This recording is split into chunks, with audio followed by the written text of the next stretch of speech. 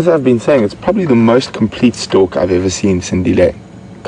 Nearly complete. He didn't quite get all the way to the finish line there. Bugsy commented, was he expecting it to walk towards him like the birds do? Bugsy, that's always the possibility.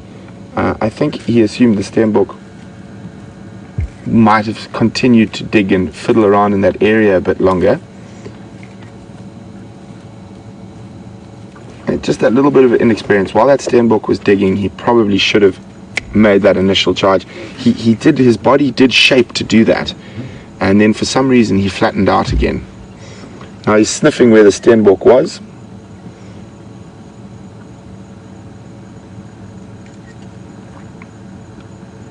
And he's going to have a wee on top of where the Steenbok was.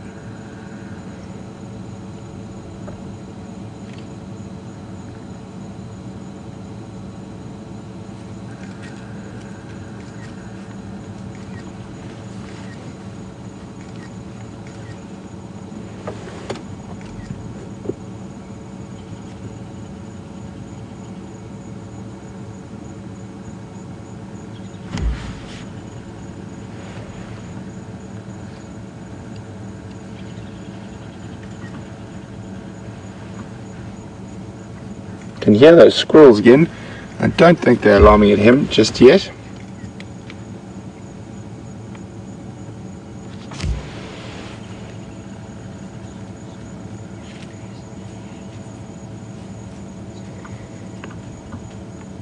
So it's absolutely incredible to watch that probably 90% of hunting behavior in the big cats is instinctive, and they don't watch their mothers hunt very regularly. We're going to move so we can keep up with him. And Lynn was just saying, it's incredible that is instinct. And I mean, a lot of people seem to think that if you have a lion that's been kept in captivity or a leopard, that you've got to go now teach this animal to hunt. There's one very simple way to teach a lion or a leopard to hunt. Let it get hungry. And it will catch something. That instinct to hunt is so overpowering, and inbred, it's there. They're not going to get away from it. I think he's going to now move to the next termite mound vantage point.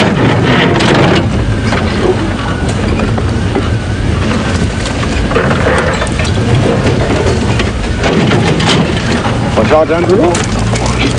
Stuck. There we go.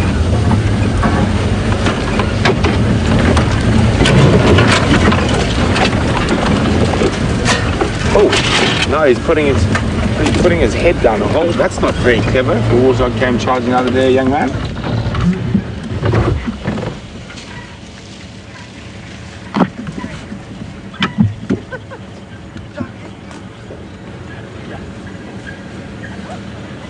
And he's still a little bit small to think about taking on an adult warthog. Possibly a piglet. It's more his sort of size range.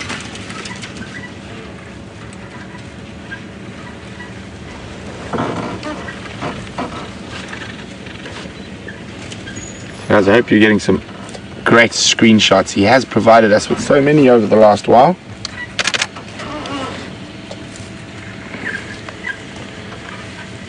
And definitely not only a firm favorite of all our viewers, but definitely a firm favorite of all of us from the Wild Earth team.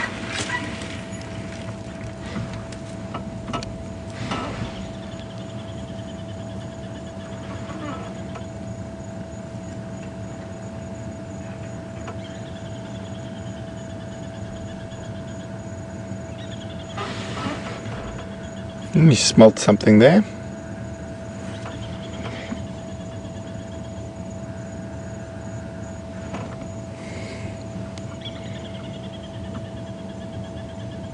Could be another spot the Steenbok was earlier.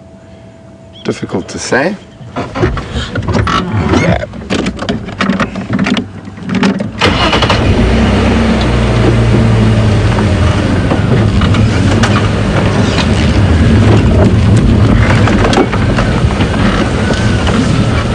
I'm just going to try to loop ahead. I think he might head for another termite mound. I just want to get there before him.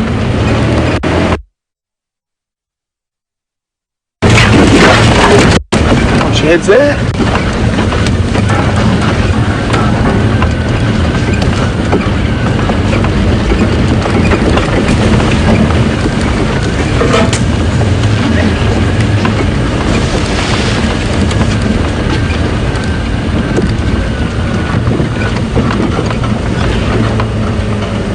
There we have the nice large termite mound, and he's making a beeline for it.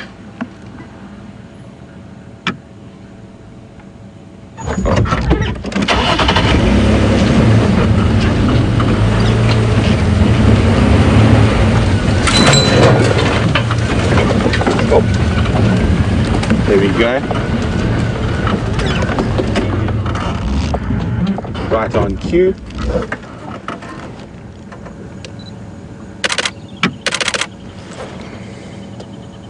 Make him turn this way. Oh, Craig's just telling me I should make him turn towards their vehicle, but I'm quite selfish, so I say I should keep looking at us.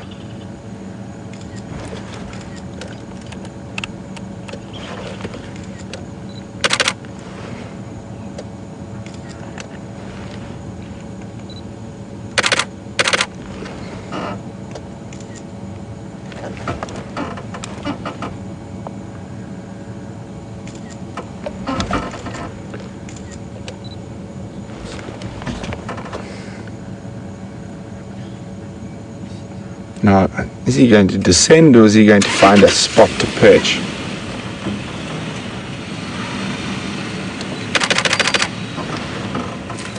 Looking at all those holes, it looks like I can see some dwarf mongoose dung around there. Maybe he's smelling the mongoose.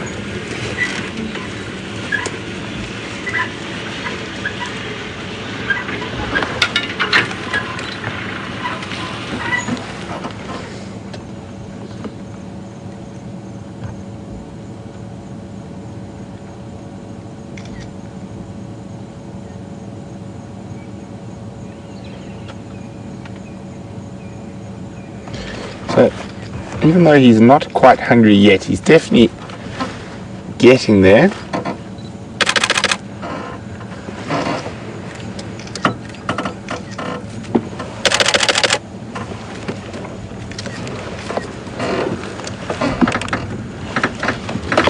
Anyway, off he goes, and it looks like he's moving from termite mound to termite mound, using those vantage points.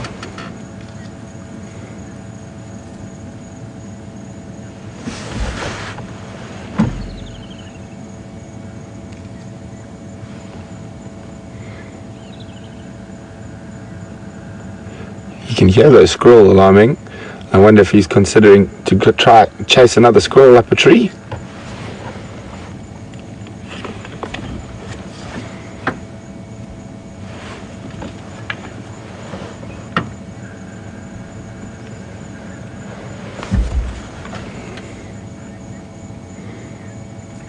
So from where we saw him yesterday, he's probably not even moved 500 meters. And Insomniac was asking that, and she's wondering, is this why?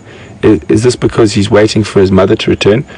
More than likely, and there still is no sign or no report on where she is.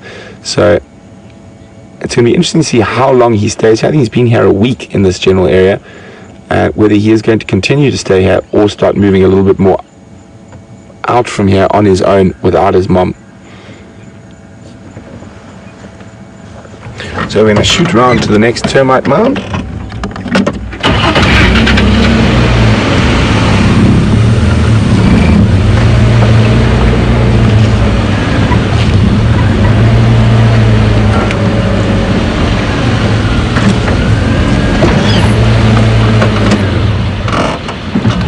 So while we go catch up with young Sindile, we're going to cross back across to James, who's with one of the biggest threats to young Sindile.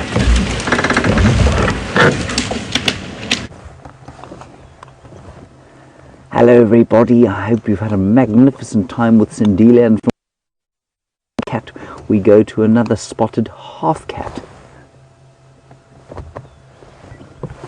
Just in there you will be able to see the adult hyena, and just laying down in fact is the little baby. now suckling. And the adult was giving this little one a great cleaning when we arrived here. And now the little one, you can see, is still being cleaned. It's its tail sticking out the back there. And she's just having a little bit of a suckle.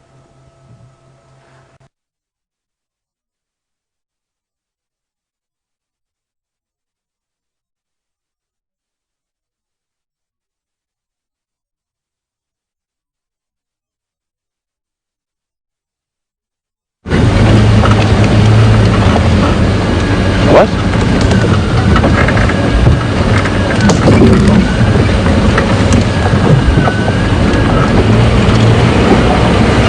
So guys, welcome back. We're still trying to move. He's moving quite quickly. He's already bypassed the next termite mound and is on his way through to those quarry thickets. So it's just taking us a little bit of time to duck and dive through these thickets. Oh, there's another Steenbok running. I'm not sure you even saw that one. Let's try see where he is. Craig's up ahead and should still be with him. We got stuck behind a really big log.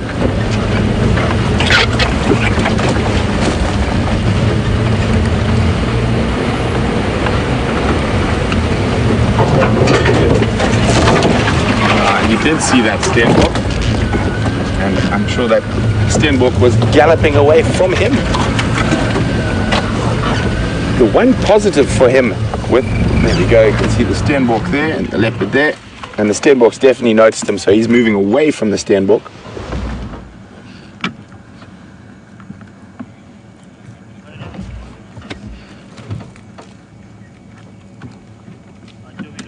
You can see a bit of displacement behavior there after his failed attempts at the Steenbokkies. The one positive thing about a Steenbok is they live in such a small territory. I'm sure he's going to have multiple opportunities if he stays in this area to possibly catch those Steenbok.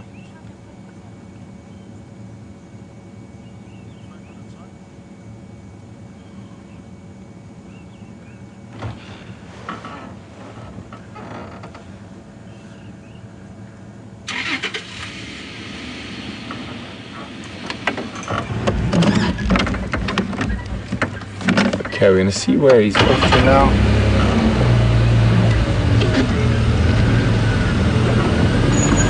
Can you still see him, Andrew? Oh, there we go. I just got him in the distance there. Okay, let's go this way. It's amazing at this time of the year how those camouflage colors just blend in.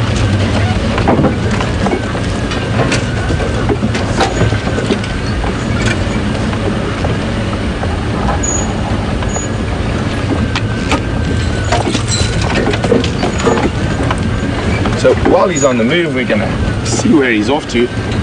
There's a potential that there could be impala or something else down here as we move towards this sort of edge of the seep line. And it gets a bit more open and there's a bit more grass around that will attract some of the other larger species.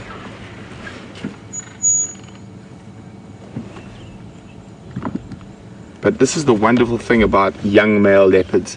They're quite adventurous when they're left alone, and also they stay in a very small area quite often. So we are looking like absolute rock stars at the moment being able to find him, but that's probably because he hasn't moved 500 meters in a week. The one thing from a true tracking point of view is almost impossible to track because there's literally tracks crisscrossing this area. But the joy is if you just walk around, eventually you'll spot him.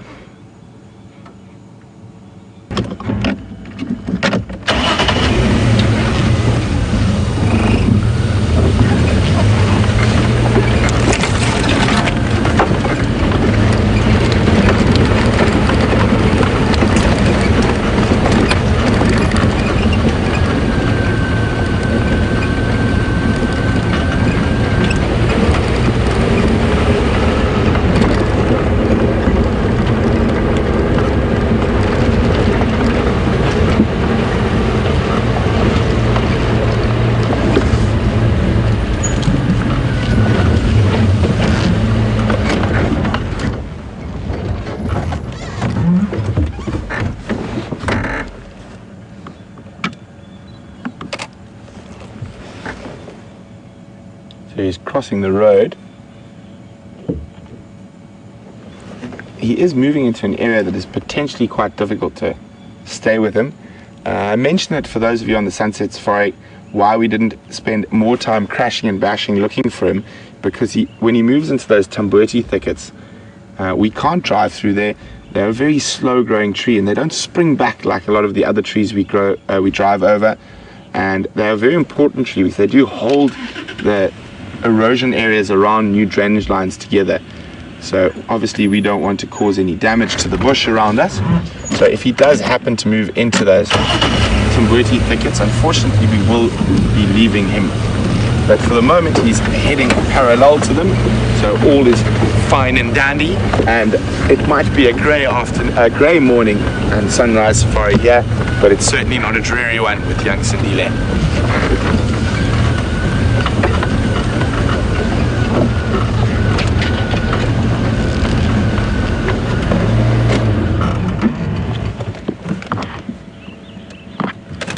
So I know a lot of people quite often consider this low light very difficult to take screenshots or do photography, and I really like it.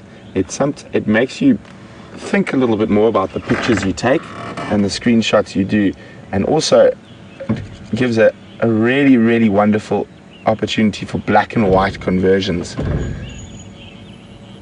So why don't you guys try that today? Instead of your normal color screenshots, see if you can get any epic black and white conversions of young Sindile.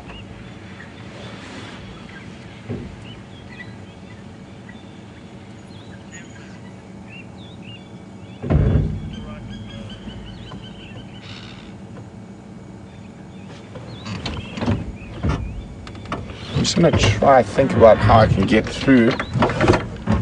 It's a bit thicker around here.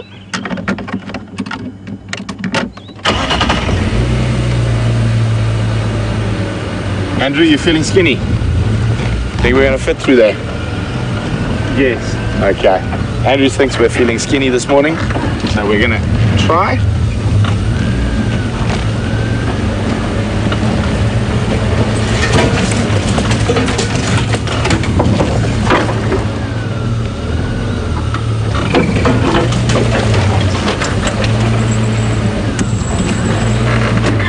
He's changed his mind. He's decided to come visit us much closer.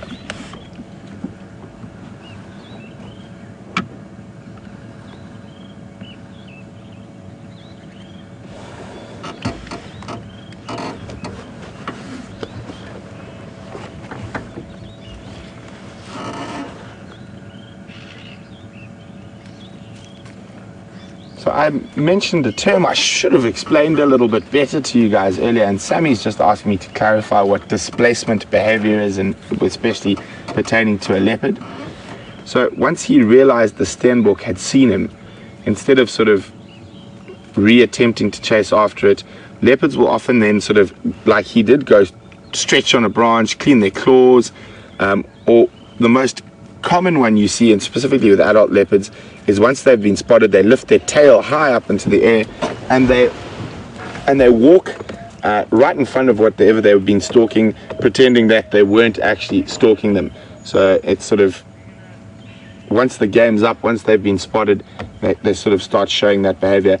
Lions do it, but it's not as obvious with a leopard, where they pop their tail high up in the air like that, or sort of start stretching and clawing at a tree. You can see how well that camouflage works there. You come out wide, Andrew. See how he just sort of, even though he's moving, he just melts into this winter bushveld. You can just see the movement between these two trees. And there he goes. And you can see how effective that breaking up of the coat is, and that camouflage.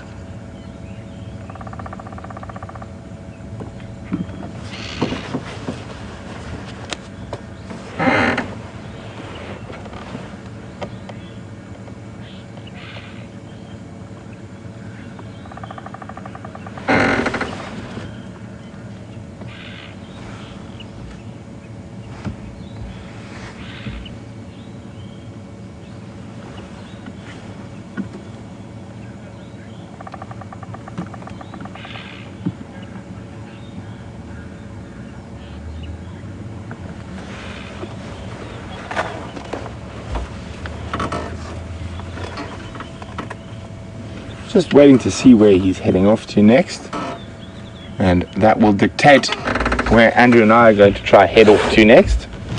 But we've got a nice general direction for him now. Unfortunately, he's moving parallel to those Tambusi thickets.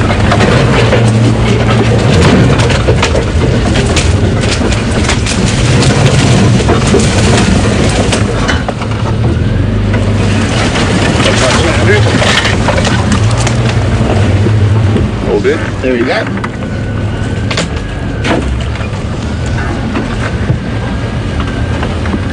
Oh, where did he disappear here? I saw him a second ago. There he goes.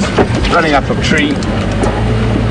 Again, using a vantage point to his advantage. Getting a bit of height so you can see a bit further.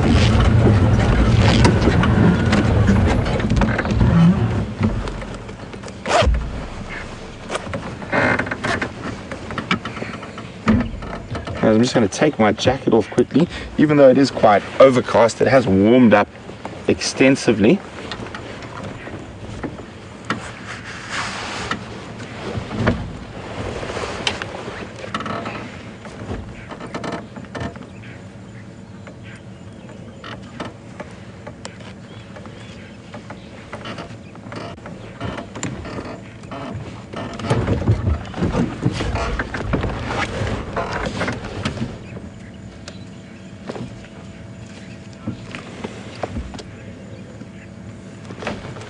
Giving himself a good little preen now.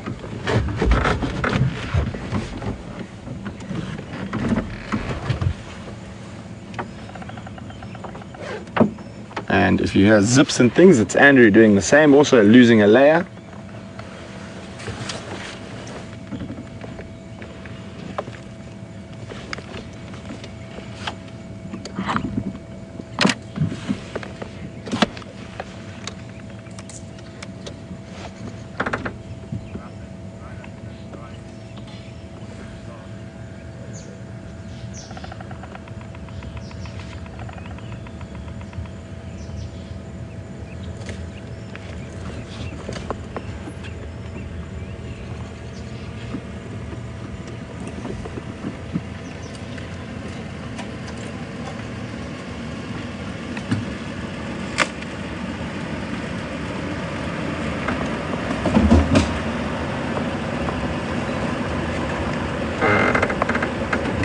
Morning, Andrew. Morning, how are you?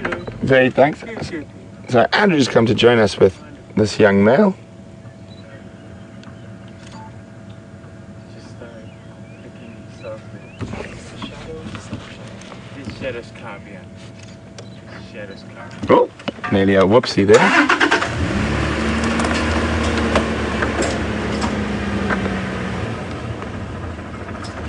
Just do that. Andrew, if you want to come on the other side of us here. That's all. Yeah, Alright, you should do.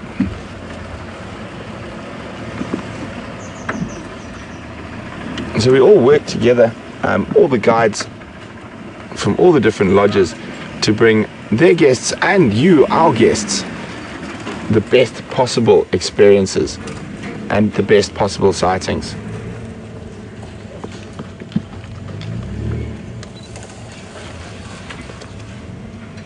Oh, that was close.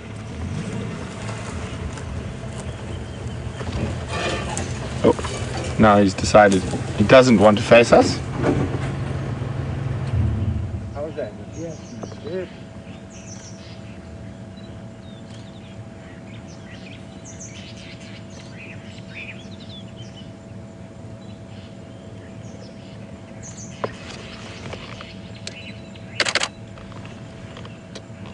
So remember my challenge to you guys, see who can get the best black and white screenshot of young Sindile this sunrise safari.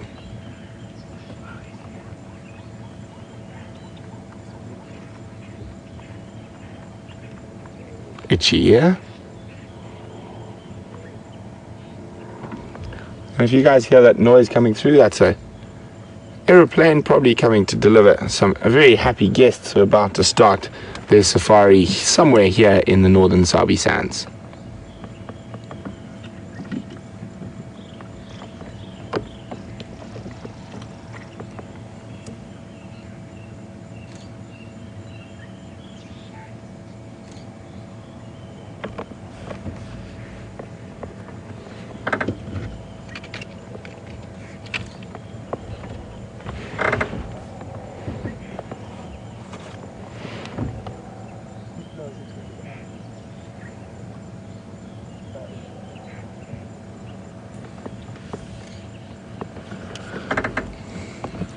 So obviously, being left alone by his mother at this young age, he is a little bit vulnerable.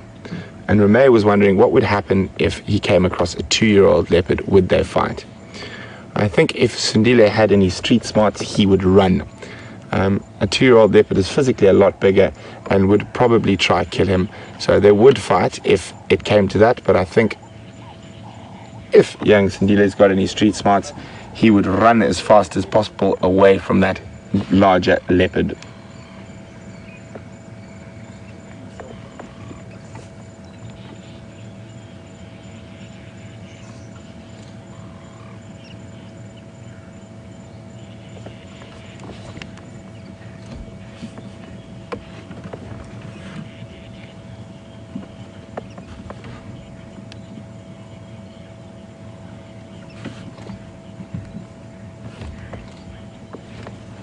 Anyway, it looks like hopefully he'll come down that branch straight towards us.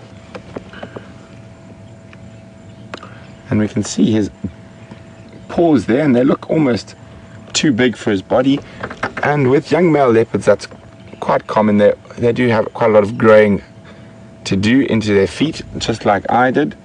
I was a tiny 15-year-old boy with a size 12 shoe, but eventually I did catch up to my feet, and I'm pretty sure he will as well.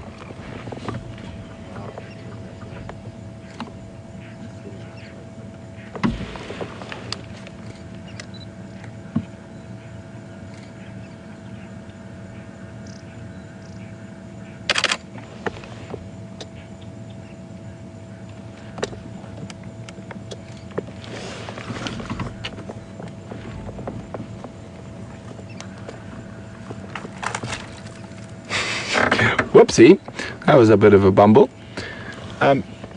So we're talking about his size and his development and growth at the moment.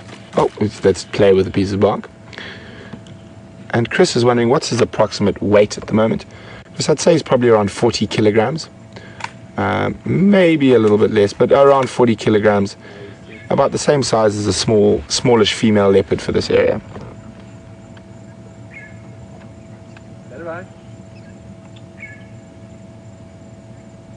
Some ticks there that you can see, that very sharp little sort of nibbling as he licks, so he might be popping some ticks. And even though they look like they're luscious and clean animals, they will have a lot of ticks and fleas and other ectoparasites on them.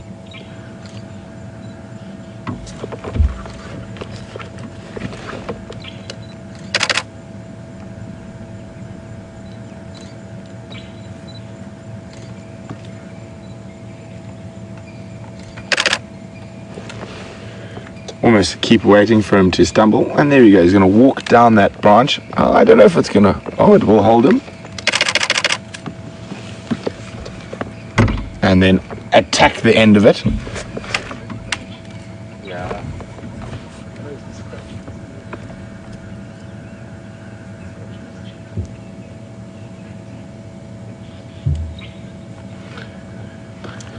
So guys, I hear there's a lot of you sending in black and white screenshots. I can't wait to go have a look at them at the end of the sunrise safari. I'm very excited, and I'll pop one up later on today and we can have a comparison.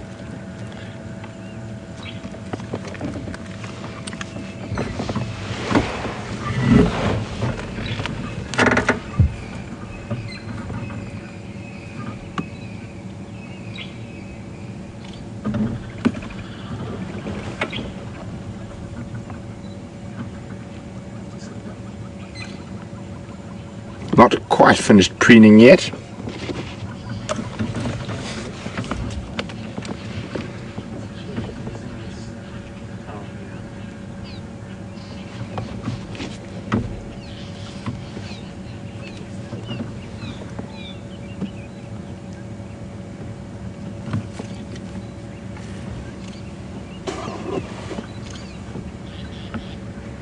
Giving himself a good de-fleeing and de-ticking at the moment. I'm quite sure if I had as many fleas and ticks as he did, I wouldn't be able to sit still, as I battle to sit still as it is. But if I had all those itches, I would probably be a constant ball of motion.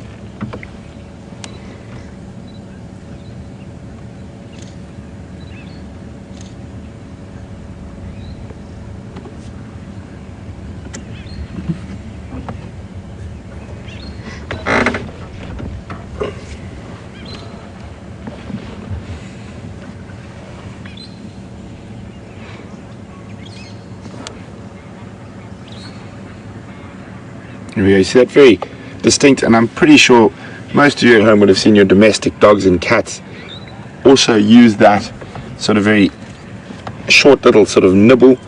Sometimes they will even do it to us as their owners, and it is preening, and it is in social animals and with cats and dogs that live with us a form of affection. But at the moment he's not doing it to his mom, and mom's not doing it to him. Mom's off chasing the eligible bachelors of the Northern Sabi Sands, so he's got to flee and de-tick himself. And with leopards, and specifically male leopards, as they get older and become more and more solitary, unfortunately for them, they only get that de-fleeing and de-ticking from mom, and once they've reached independence, they have to look after themselves. So good practice for the young boy.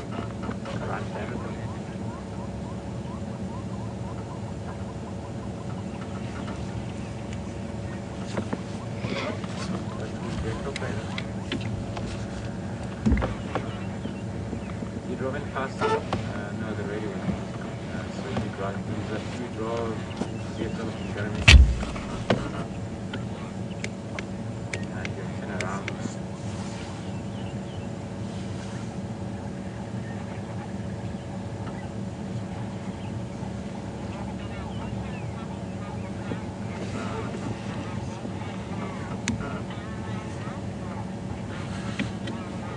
So obviously there's a lot of speculation whether Shadow's absence from young Sindile is a good thing or bad thing, and Georgianne in particular was wondering that. Well, Georgianne, it does minimize or lessen his chances of survival to full adulthood. It's going to be very interesting to see what happens once she's finished mating with the other males. Will she come back to continue to rear him, or will she abandon him now, and if she's become impregnated by those matings, and just leave him to fend for himself? And unfortunately at the moment all we can do is speculate. It is very unusual for a female leopard to leave a male this young. It isn't as unusual for female leopards to leave female leopards at about a year old, and I have seen other female leopards become independent at a year old, but it is very unusual for a male. And there's some quite interesting theories about why this is, and James and I happened to be at that Panthera lecture a while ago, and they explained some new sort of information that's coming forward. And what it is that the female leopards will take a lot more time and put a lot more effort into raising a male cub. The reason for this is, theoretically, that male cub has far more potential to spread her genes, because it'll move out of her natal territory and will be mating with leopards that are completely unrelated in quite a long distance away from where they were brought up. So quite often female leopards will invest a lot more time and energy into raising a male cub than a female cub.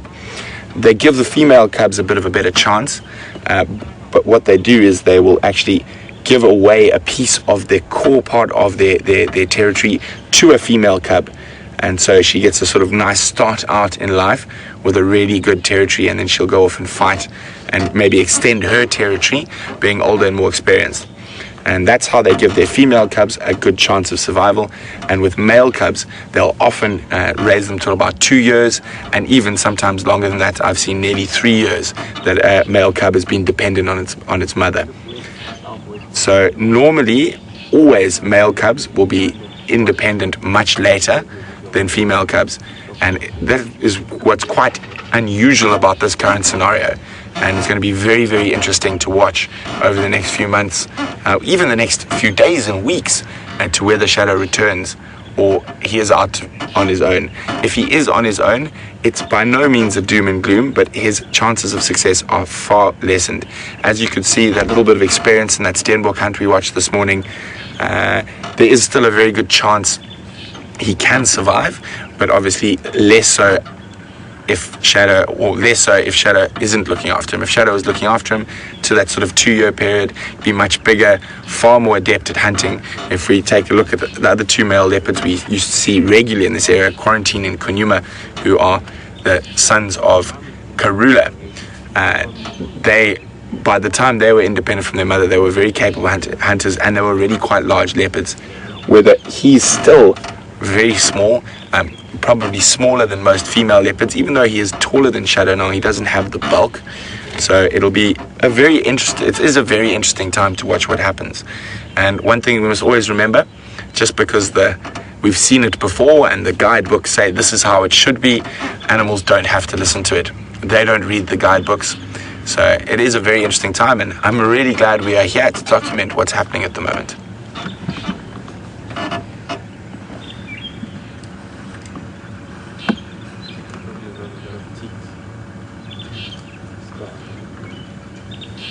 So a serious de-fleeing and de-ticking in process at the moment.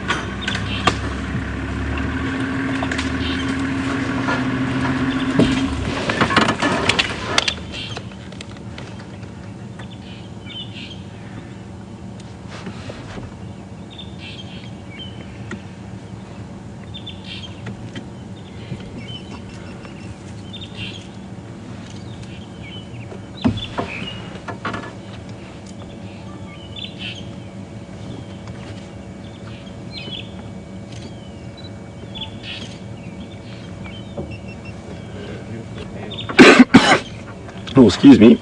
Just going to have a look where he's off to. I don't think there's going to be too much movement. Looks like he's about to lie down again. So while we go from a semi-flat leopard, we're going to cross to some other flat spotted carnivores, and we'll be back with you a little later.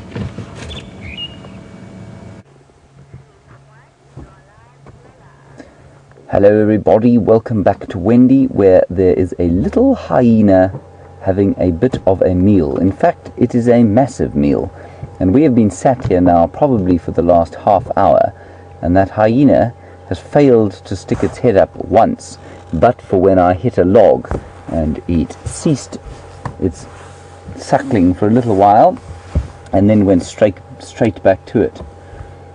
So not a huge amount of entertainment going on here at this hyena den, but it is wonderful to see them again. I haven't seen this youngster for at least 3 weeks.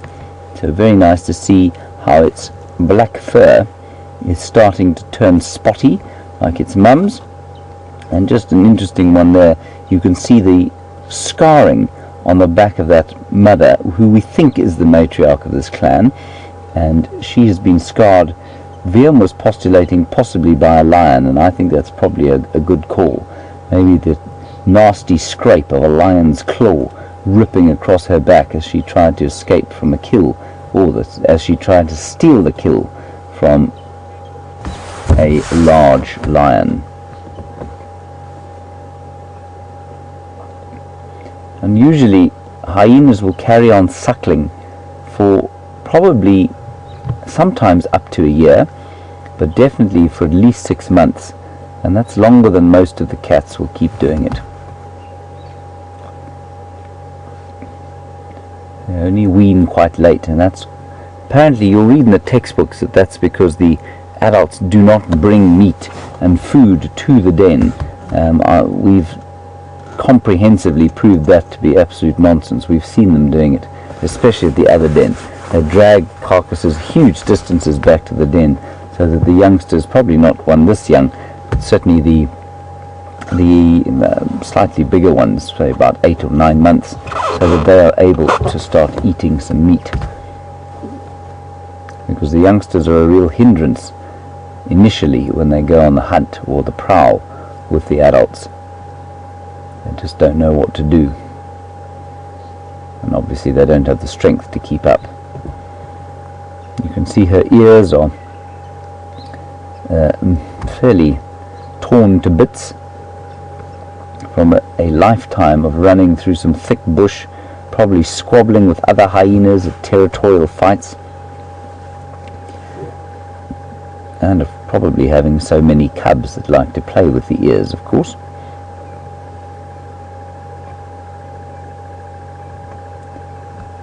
I believe you've had a magnificent morning with the other spotted cat of the area, Sindile the leopard, and he seems to be doing absolutely fine in the absence of his mother, which is wonderful.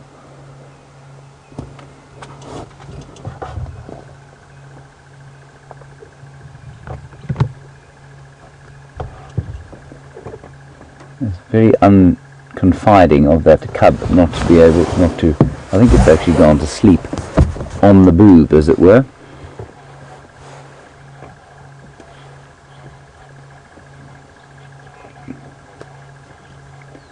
And that is quite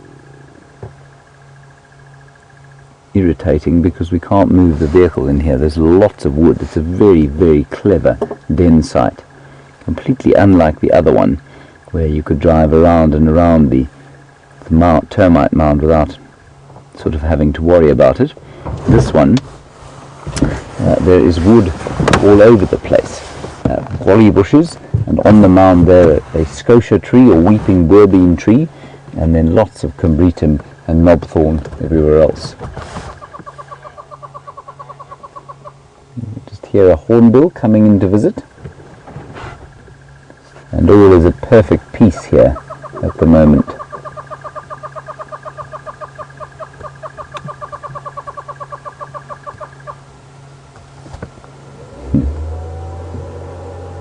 That little cub is now fast asleep.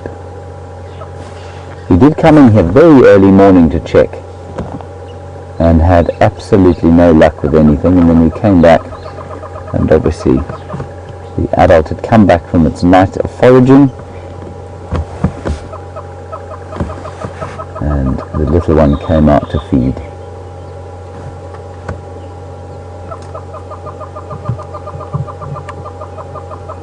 Just hear the hornbill calling there.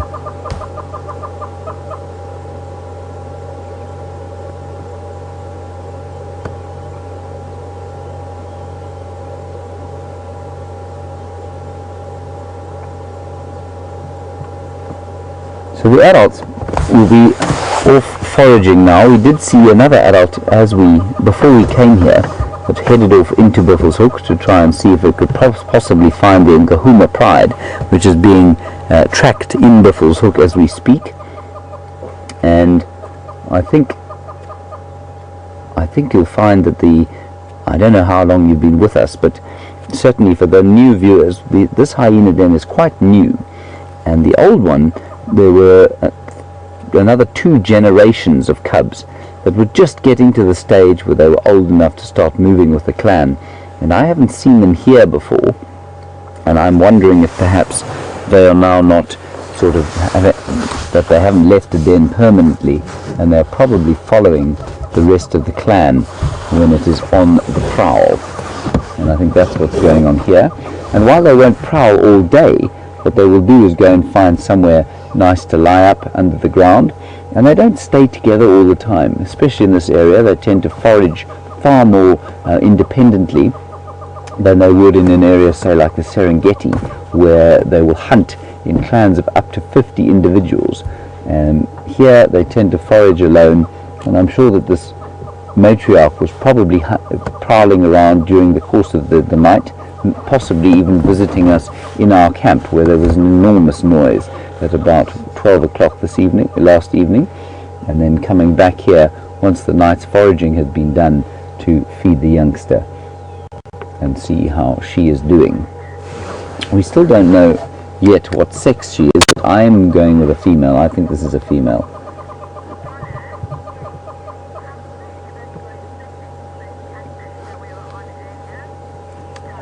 There's a very nice question there from Donna about the catfish and the hyena, and Viam actually was saying the same thing about leopards.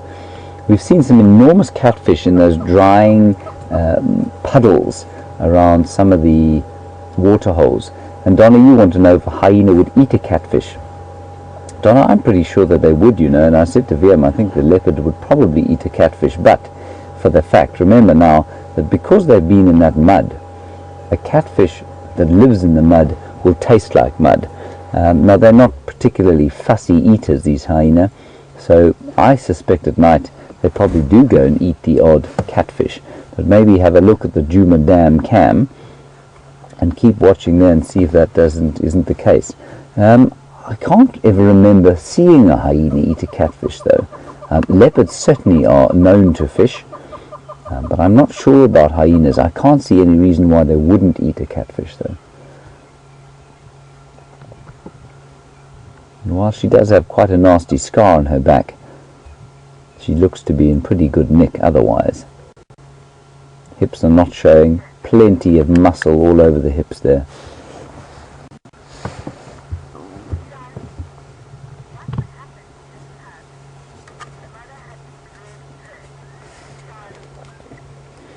And then a question from Charlie about the survival rates of these cubs, and what would happen if this mother was severely injured and perhaps killed?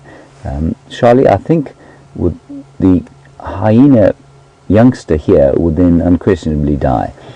It is still suckling, and without that milk it would die, and they don't tend to cross suckle like lions do apparently. Apparently they're fairly specific about what they're allowed to, who they're allowed to suckle, so I think that you'll find that this little cub would die quite quickly if this mother was killed. There are also, of course, the other mothers that spawned the other two generations will now no longer be lactating. So even if they did cross-suckle, it would be unlikely that this cub would be allowed access to any of the milk from the other hyenas in the clan. Now in lions that is a little bit different. Lions will cross-suckle, and so will say, really the best example of it is elephants, where if an elephant is orphaned, the herd will do its best to make sure that the little one survives through an adoption process. It's very frustrating having this little one just beyond our sight, and I'm afraid I can't move the vehicle in any way so that it could improve that situation.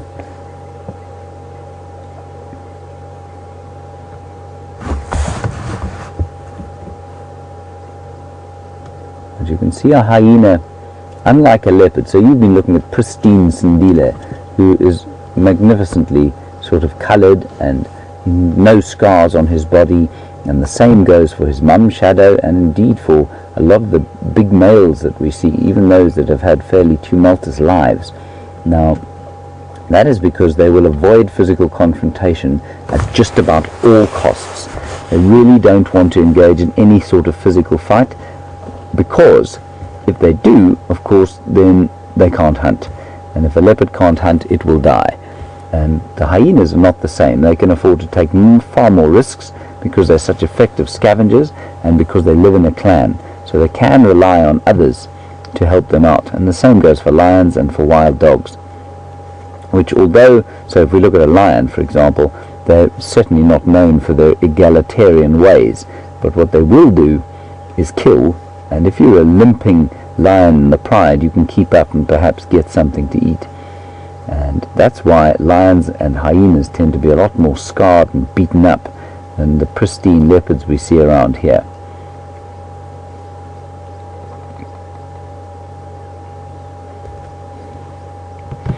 The little one is getting a little bit frustrated now, but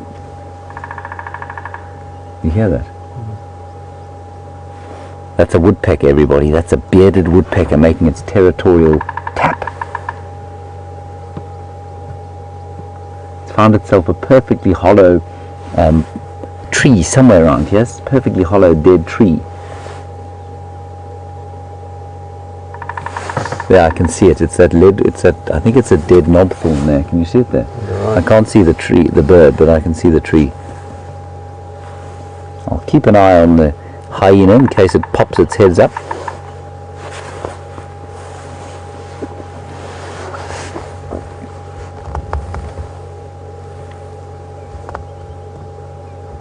That's a very territorial tap. It's not trying to find food when it does that.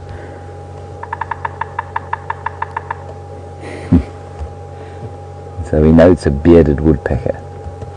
You see it? No, that's good.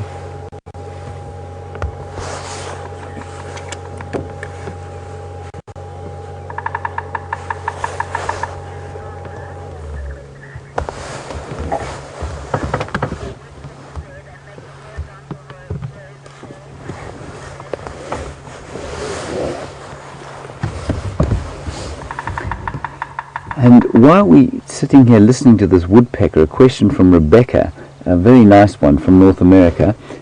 You want to know if these woodpeckers make a horizontal line of holes like your sapsuckers in North America. No, they don't. They will tend to just, if they're drilling out a nest, then they will make a little hole sort of about that sized, and in they will go, and then that will be used by barbets afterwards, and parrots and various other birds. And then if they're foraging, they tend to just knock away the, you can hear them foraging, it's a very soft tapping, and they tend to just clean away the bark before pulling out whatever insects are there. And then they will drill into the wood to pull out beetles or other wood borers, or the larvae that have been laid there by wood borer beetles. But that I think you'll find there that bearded woodpecker is not leaving a hole at all. It'll leave a dent, but it's found a very hard wood to make that tapping on, which is quite interesting. Thanks for that, Rebecca. We always like to get a few bird questions.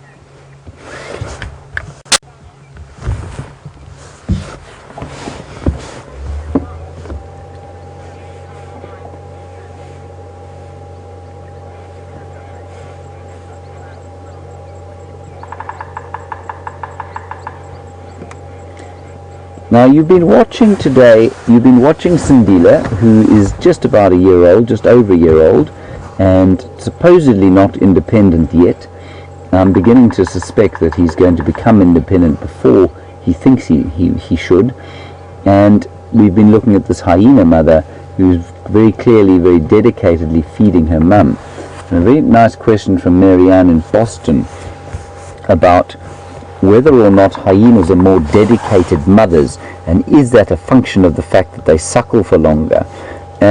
Marianne, I don't think that they're necessarily more dedicated mothers. I do think that a huge amount of young leopard behavior is born of instinct. That Sindile has not accompanied his mother very often on kills, and you can see today he was stalking a steenbok. He seemed to have made a bit of a hash of it, but we think, Scott and I both think, and Brent in fact, think that he perhaps killed a steenbok yesterday evening and dragged it across the road, and probably then had it stolen by hyenas. But he taught himself to do that. Now the point behind that is that because of that, the mother has to spend less time around him than she would otherwise. Absolutely, the fact that they do suckle for less time makes a big difference, but they do tend to learn to kill on their own much more quickly than, say, something like a hyena does. And I think it's a function also of the fact that they're in a pride, and not a pride, a clan, the hyenas. That means that they can afford to be around their babies for longer. They can afford to have a den because they're always around. There's always someone close by to look after the cubs.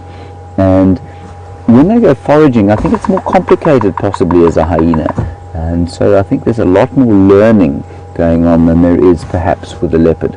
It's a very nice question and a very nice topic to discuss, and I'm not sure that the suckling length has much to do with it. It's probably the other way around, where the suckling length is a function of how much time is needed in and around the den as a hyena versus a leopard or a lion, which tends to wean a lot faster.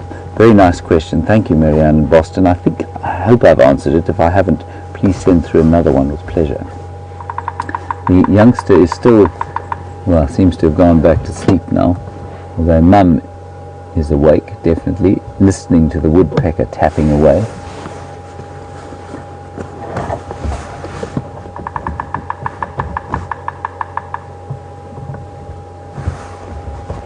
really is a remarkable sound. I'm getting a headache just thinking about bashing my head against a tree that hard.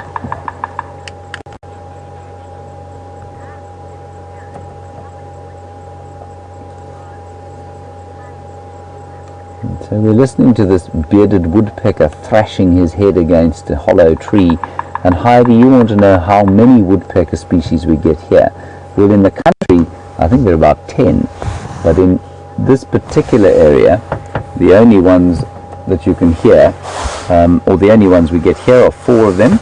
The bennets, which is most obviously seen feeding on the ground, the cardinal, the little one with the male with his red cap. Well, I mean, lots of them have red caps, but he's named for it. He's the smallest.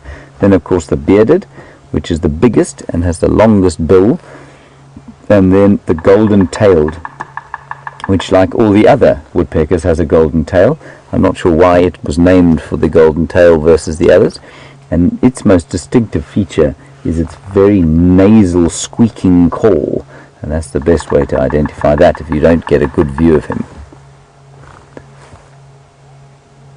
But the bearded is the most obviously large one.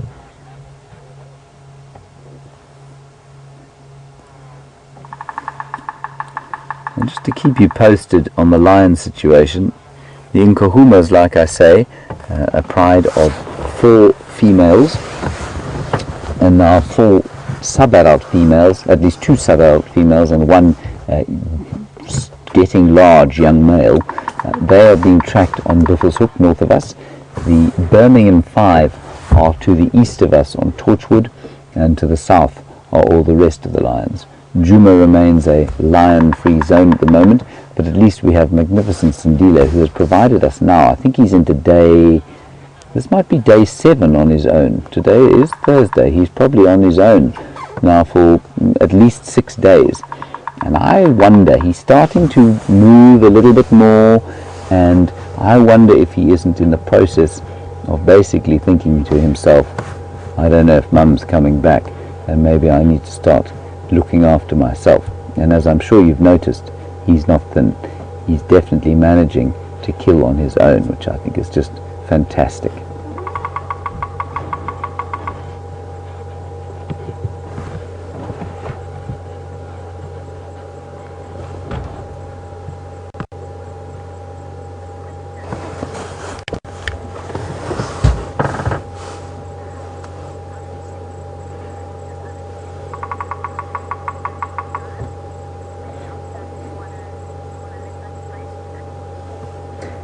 So, before we go back and see Brent, he's just moved back in to see young Sindile, who I'm sure is going to provide further fantastic entertainment. Ramey, you want to know if they find these dens before they move the cubs in, or do they sort of take the cubs with them? No, absolutely, they know where the den sites are in their territories. They'll set them up, and so I suspect that before this cub was carried across here, and I'm pretty sure it would have been carried across, and it's quite a long way from the other den. I think that they would have excavated it, checked out what was going on, and then when the youngster went into the hole for the first time, she would have excavated herself an area that no other hyena and no other predator could possibly get to.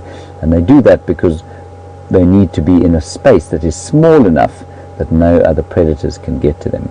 So I think we'll spend a little bit more time with these hyenas, see if they don't do something exciting, like a couple of backflips or perhaps hanging from the tree. But while we are waiting for them to do that, we'll send you back to Brent and Sindile and see what he's doing. And enjoy that, and I will wait here with these hyenas and bring you back if they do anything.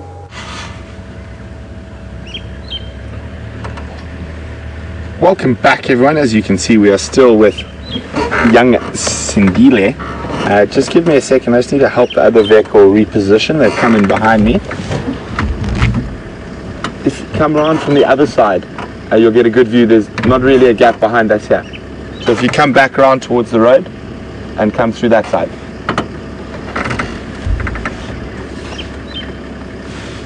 Sorry about that, guys.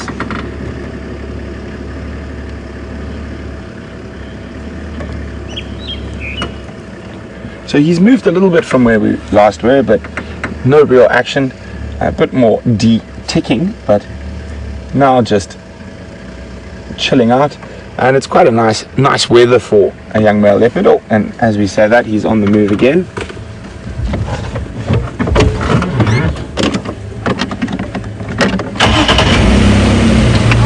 Perfect timing to come back to us from a flat cat to a mobile cat.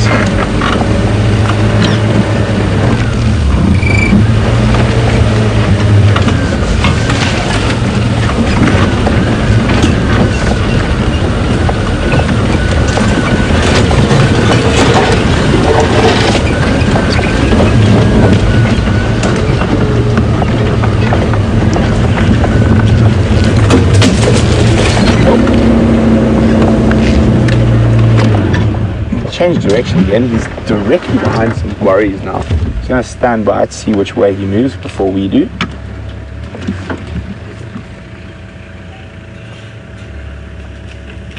There you can see, even in the green, that camouflage works incredibly well.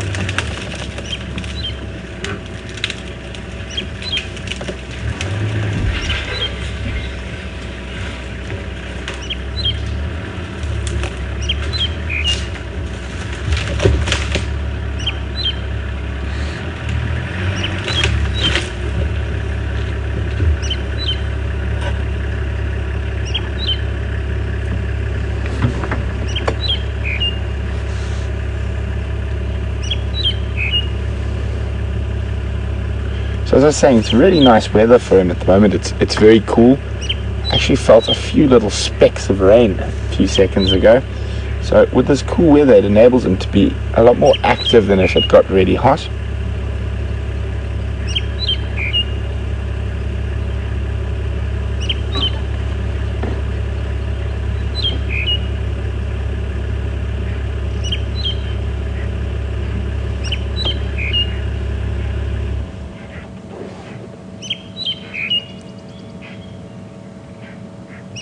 I wonder what he's off to terrorize next. Squirrels, Franklin, Steenbok. Hasn't seen anything yet. You can just tell that by his general body language. And you love it when they curl their tails around like that.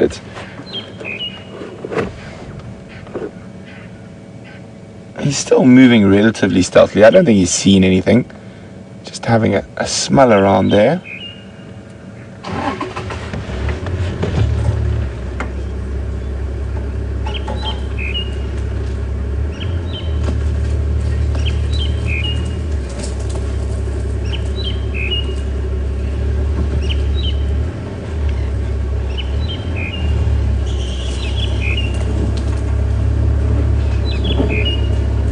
Could be lots of different things. Could have been a Steenbok, could have been a Diker.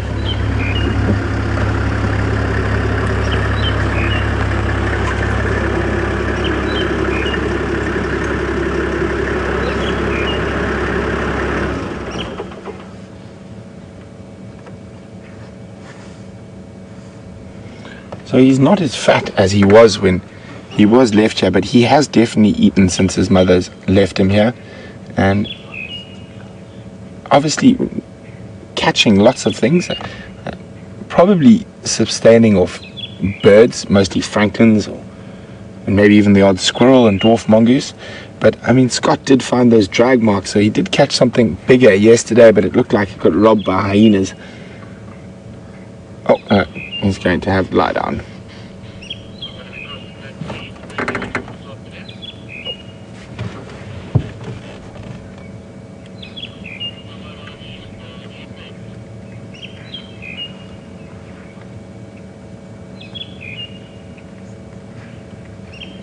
Still listening intently to something in those thickets ahead. For those of you who've been with us for the whole sunrise photo, we did see those young impala rams sparring not too far from this spot, but they did continue to move west, so possibly not them.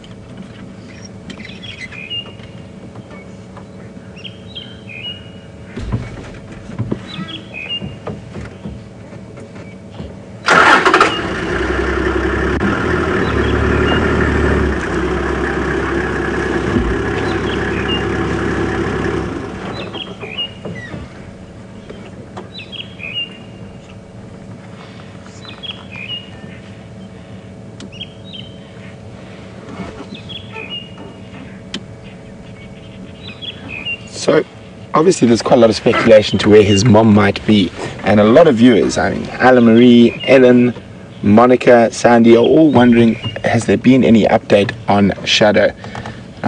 Not yet. No one seems to know where she is, and I've listened to the radio both from the Arathusa side and from the Djuma side, and there is no update on where Shadow is at the moment. So I think, who can tell me what day she was seen mating with Tingana, and we can work out how long this young male has been left alone to his own devices now. So who can tell me what day Shadow was seen mating with Tingana? And the day before was the last day they were seen together. Unfortunately, us who live out in the bush, the days seem to melt into each other, so we can't really remember how many days it was. So remember, you can let me know that by sending us an email on questions@wildearth.tv, or you can use the hashtag SafariLive on Twitter.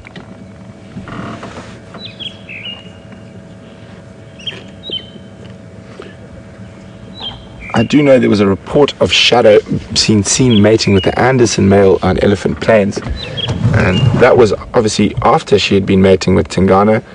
So I'm just going to hasten to guess it's probably been 6 or 7 days since she left this young male here in this area, and he has stayed. He hasn't moved more than about 600 meters in that whole time. And I said he's been making all of us look very good, because we've managed to find him constantly, and we haven't really tracked him. It's quite difficult to track because there's just so many trucks crisscrossing this area. So basically what we do is we leave the cameraman and we just walk around till he pops his head up, and fortunately for us that has been quite regular. So he has definitely been making all of us guides look very good at the moment.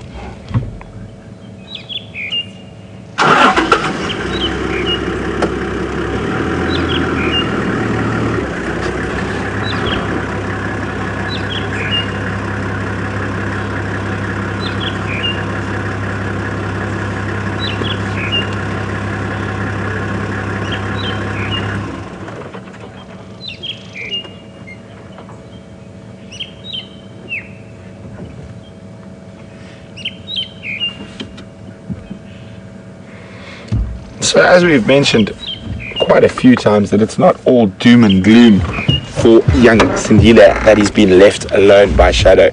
And Blair's just passed on some information. One of the properties to the south of us had a young male leopard named Nyanga, who was abandoned by his mother at 11 months, so even younger than Sindile, and he managed to survive to adulthood. So by no means is it sort of a death sentence for him. It is just going to make it that little bit harder, and he is especially going to have to avoid other male leopards. It's probably going to be his biggest threat now that he's got over the age where he's more than capable of avoiding hyenas and lions should be, but other male leopards are probably going to be his biggest threat going forward. Can you spot something, Andrew? Me? I think I know what he spotted. Did you spot the drongo on top of the... Yes, see, there we go. Andrew spotted a fork-tailed drongo sitting on top of a tree off to the south of us.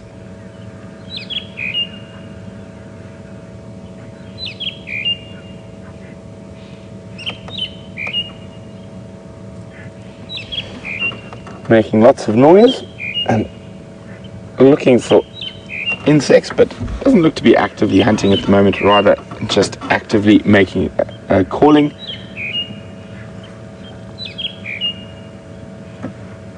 And Mr. Sindile has now gone very, very still. There's a francolin approaching him, Andrew. There's a whole covey of francolin, so that's what he heard. And there we go. If you have a look at his ears now, so just beyond where he is, there are some francolin. He unfortunately is not in a good space to make a jump at them with that very thick bush in between, and they're going to walk right behind him. And here we go. Let's see how subtly he can turn by keeping his body flat to the ground. There's a francolin walking right at him. Stay a little bit wider, Andrew. They're literally about a little bit to the left. To the left of it. All over the show. There's the closest one's just to the left, almost on top of him now. There we go. You can see on the left of screen. Walking right at him, and he's flattened his body almost completely. And there's others coming in from the front. Oh, that's up. He's literally surrounded by a covey of francolins at the moment.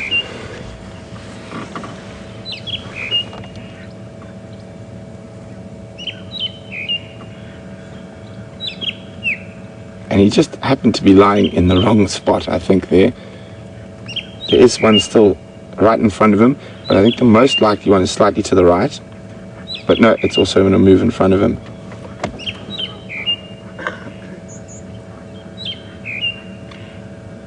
You can see how flat his ears are. And he tried to sort of slide around, but he's definitely not in a position to spring at the moment. That's not to say he won't attempt it.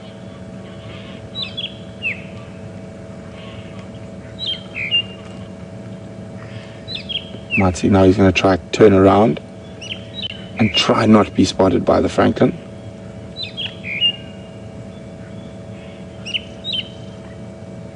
I think he may have just been spotted. There's a francolin just to the left. And yeah, that one looked like it might have spotted him, and he looks like he's given up on a poultry breakfast.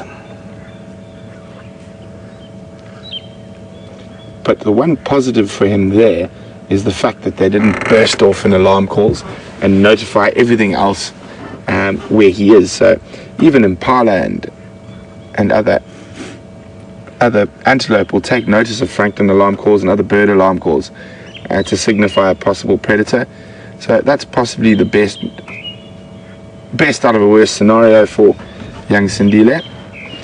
He wasn't lying in a very effective spot to make a pounce, and we can see, and especially after that Steenbok hunt we witnessed, or attempted hunt we witnessed this morning, he is showing a lot more patience than he was even a few weeks ago. And obviously being left alone for so long, that patience is very important when it comes to actually catching something and not rushing. And I remember I quite often when I was younger, I had a very bad habit of rushing everywhere and achieving nothing. And I had a very, very amazing art teacher. He took me aside and he taught me a little Latin saying, "Festa lenta," rush slowly. So hopefully young Sindile is learning to rush slowly.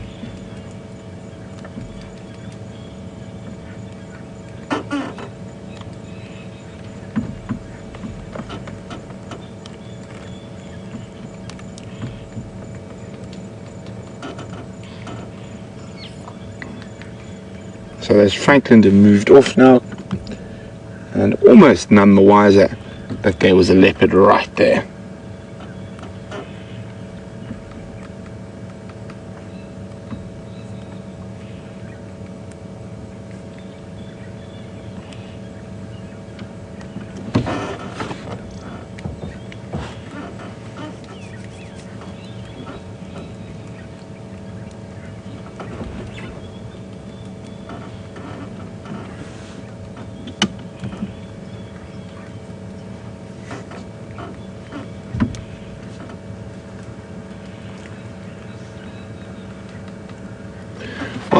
Thank you very much to Morning Glory, Blair and Pretty Nightmare. Who said Shadow and Cub were together on the 20th and she was seen mating with Tingana on the 21st. And I am not sure what date it is today, but as I said in the bush here, the days and weeks and whatnot just tend to blend into each other. What is the date today? 25th, 26th? Somewhere around there. So at least 5 or 6 days that he's been on his own. It could even be it's the 27th, I think. So he's been on his own for a week. And I think the next 3 days are going to be quite interesting to see whether he moves off. So that 10 days of actually being physically alone and having no contact with his mother. Not that he looks upset at all. He seems very content at the moment. Andrew, And if you go off, I don't know if you're going to be able to grab it, but through the Sisyphus here, okay, zoom in, and to the left a bit, and up a bit, and you can hear it. You just see where you are. Okay, there we go, to the left a little bit more, and down, and zoom from there, center frame. There we go. We can see a little, looks like a cardinal woodpecker feeding off, there we go, there he is, feeding off a dry branch. It's quite unusual to see woodpeckers that low to the ground hammering away, but there he is. It looks like a little male cardinal woodpecker. For those of you who are keeping a bird list, I'm sure quite a lot of you have this, but just in case, there's a male cardinal woodpecker.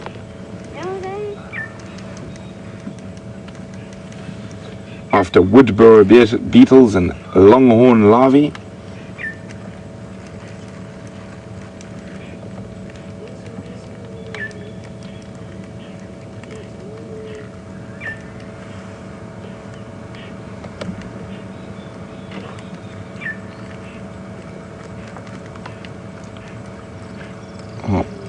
Young Sindile was catnapping. He's just lifted his head slightly, but not showing too much movement at the moment. But on a cool day like this, that's not to say he is going to not move. I'm quite sure he will scurry and scuttle about here.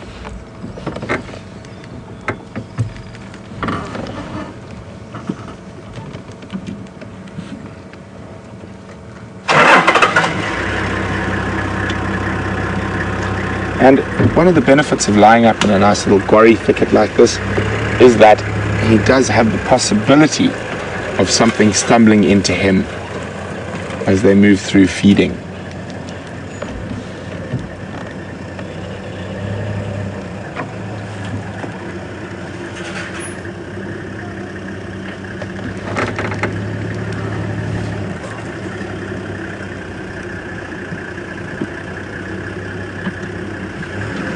So we're not going to move, we're just going to cross here across to Commander Bond so he can say goodbye, and then we'll spend the last few minutes of the sunrise safari with young Sindile.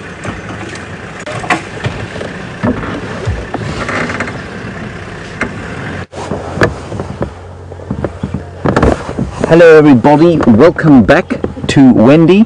We've come back to we left the hyena still suckling, very relaxed, not doing a whole lot. There's another hyena just to the right of us here at Gowrie Waterhole, but we thought we'd stop by here quickly before the end of the drive, where the catfish are still trying to eke out a living in this fairly nasty mud, and in so doing they're attracting the attentions of these storks. Not the buffalo, not to be ignored. I don't talk a huge amount about buffalo when Viam is on the car. He tends to get frustrated by them for some reason. But the storks, we saw them at Buffelshoek Dam earlier. They've just landed here, and just like the marabou storks, they're kind of smaller, stockier, uglier cousins, they are thinking twice about going in there and trying to catch some of those catfish because they are so large. Now, we did have a very interesting question just now when we were with the hyena about whether hyenas would eat catfish, and that hyena that we've just seen is just laying down there. It's in the water. Sorry, we can't get there without totally shaking the car to pieces. The hyena is now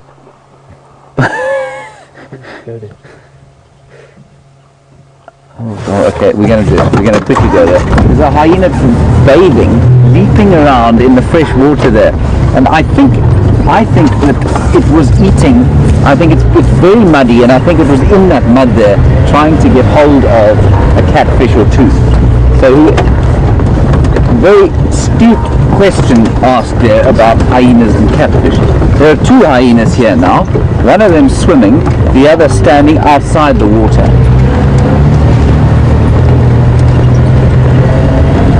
I don't want to make a big noise and frighten them. One is still in the water, frolicking about. Oh, please don't go anywhere, this is wonderful.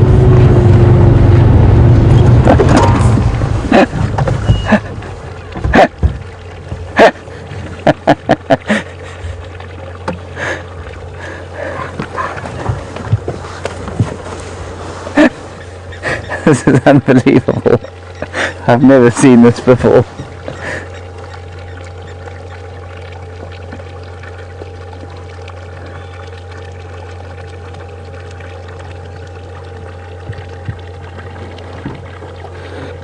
Hello? It doesn't smell much better after Hey.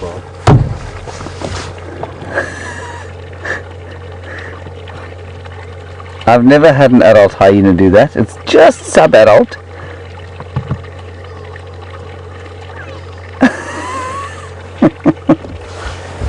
Isn't this wonderful?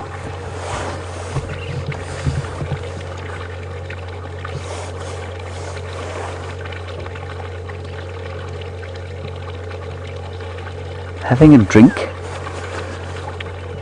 So you can see, well, I don't know if you can see, but this is not a fully grown adult. I think slightly sub-adult, almost adult.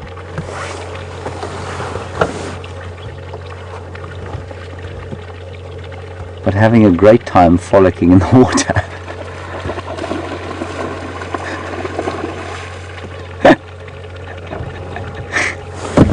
A bit like a Labrador released on the river. How wonderful to see.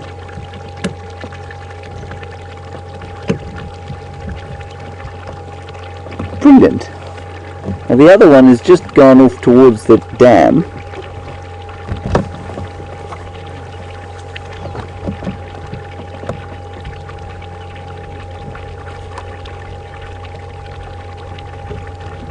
In fact, it's called, here it comes, Vim. There we go. Tails up in greeting. Maybe they found something.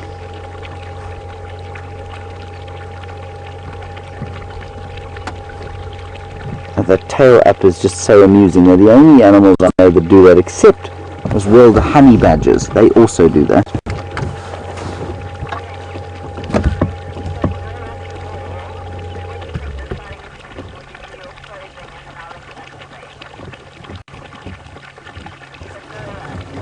So let's maybe just go a little bit closer. See if we can't get a look at what they're either rolling in or trying to eat.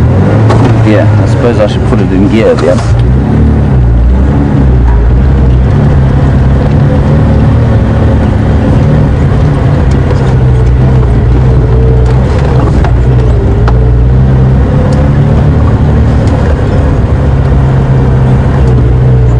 What are they doing?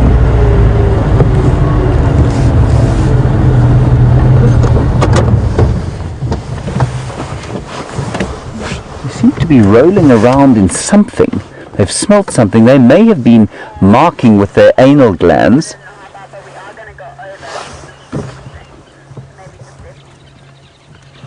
So we will go a little bit over time just to see exactly how this plays out and what's going on.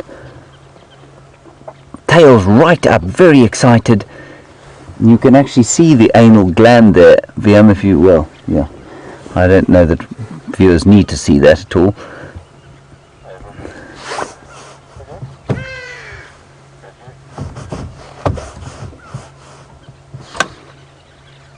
This is really interesting.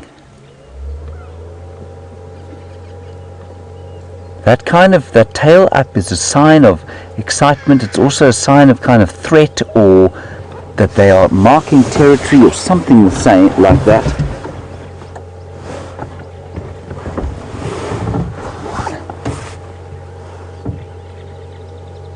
And you can see that I suspect they look to be the same age. They're probably siblings. And I wonder if they aren't on a territorial boundary, or perhaps they've smelt the presence of another clan. And very unusual for a hyena that age to come up to the car as close as this one did. Oof, can you smell that, Viam? Yeah, well. They absolutely stink.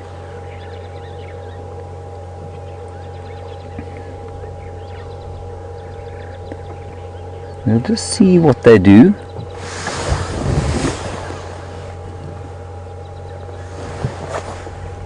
I picked up the scent of something. And you can hear the squirrels now starting to alarm call at them.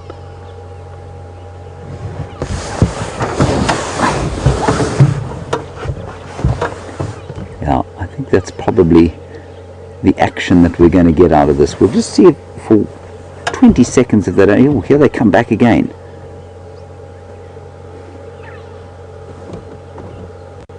That fence you can see is Vuyatela.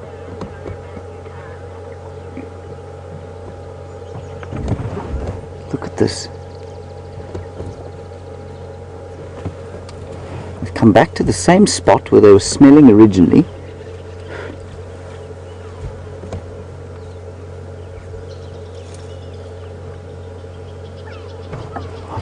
Vim, can you see anything on the ground there that they might be going for? Negative.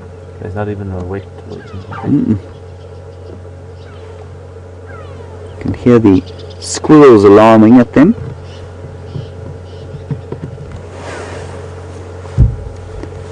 Maybe one of them is marked with the anal gland there, maybe on that stick that they've just left.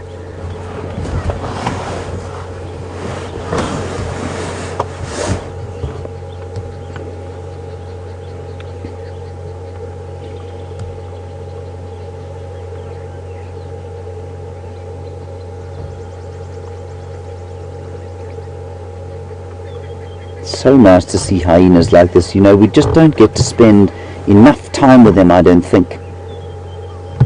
Mainly because they're active at night so much more than they are during the day. And I'm sure they're running around doing ridiculously fascinating things like they're doing now at night when we are fast asleep. Something odd is going on here with them. They're almost like two youngsters at a nightclub. Of course they're nocturnal, so they come to a day club. And they're kind of at the end of their evening frolicking about in the water. Now they've picked up something and they're looking for a bit of trouble. Ridiculous that tail looks.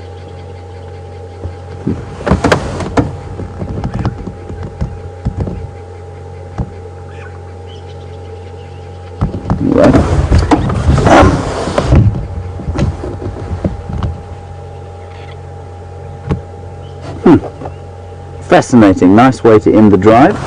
And I'm going to suddenly appear in picture where I've been lying down here underneath the steering wheel, trying to avoid getting my head in the way. It's been a lovely drive. Started off with a lovely elephant, various other small and fascinating things that we saw, and then I hope you enjoyed your incredible morning with Sindile. We're going to take you straight across to him for another small view, and Brent will wrap the drive up for us. But before we do that, a big thank you to Viam on camera, very patient with me today as we drove around most of Djuma looking for various kinds of sign of lion, which obviously there aren't, but a wonderful hyena sighting there to finish off the day. So big thanks to Viam, a big thanks to Tara and to Kirsty, directing and making sure that things run smoothly, and of course a huge thank you to all of you for your time mostly, and then for your questions and for your comments. Thanks a lot, and we'll see you this afternoon with whatever this magnificent wilderness has to bring us. So have a great afternoon.